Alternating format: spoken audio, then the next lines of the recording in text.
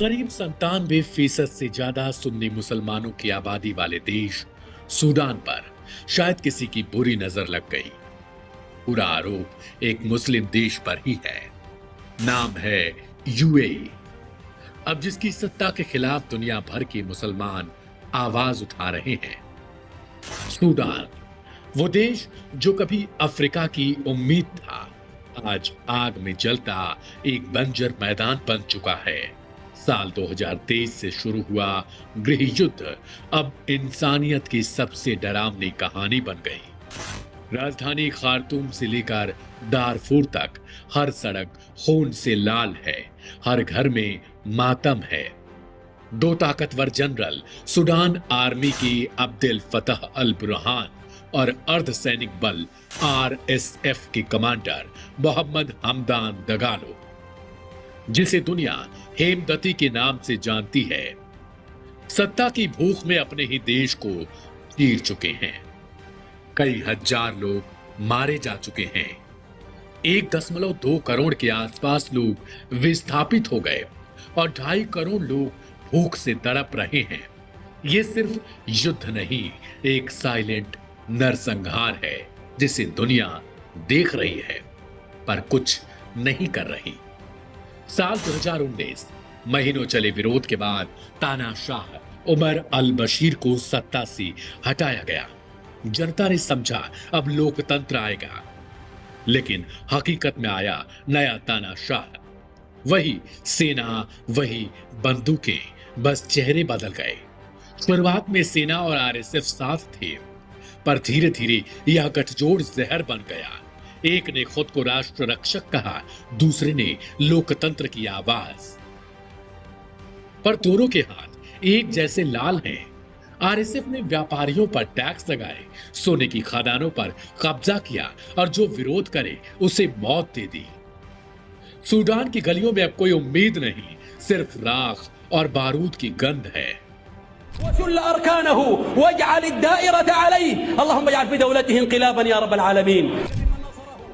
ये सूडान की एक मस्जिद से उठी आवाज है। शुक्रवार की नमाज के बाद इमाम ने यूएई पर अल्लाह से कहर बरपाने और जैद की सत्ता से बेदखली की दुआ की। सूडान से ये पहली आवाज यूएई के खिलाफ नहीं उठी है। कहानी सूडान की और भी खतरनाक है। 26 अक्टूबर साल 2025, अल फशर, 18 महीनों से घेराबंदी में फंसा सूडान का आखिरी बड़ा शहर, और उसी दिन आरएसएफ ने इस शहर पर कब्जा कर लिया। 3 दिन के अंदर 1500 से ज्यादा लोग मारे गए। घर में घुसकर हत्याएं, महिलाओं के साथ बलात्कार, बच्चों को दीवारों से पटक पटक कर मार दिया गया। येल विश्वविद्यालय की सैटेलाइट तस्वीरों में अल फशर की जमीन खून से लाल दिखाई दी। संयुक्त राष्ट्र के अधिकारी टॉम फ्लेचर ने कहा, यह नरसंहार है जो कैमरे के सामने हो रहा है। शहर का आखिरी हॉस्पिटल जल चुका है और भूख से तड़पते लोग रेगिस्तान की ओर भागने को मजबूर।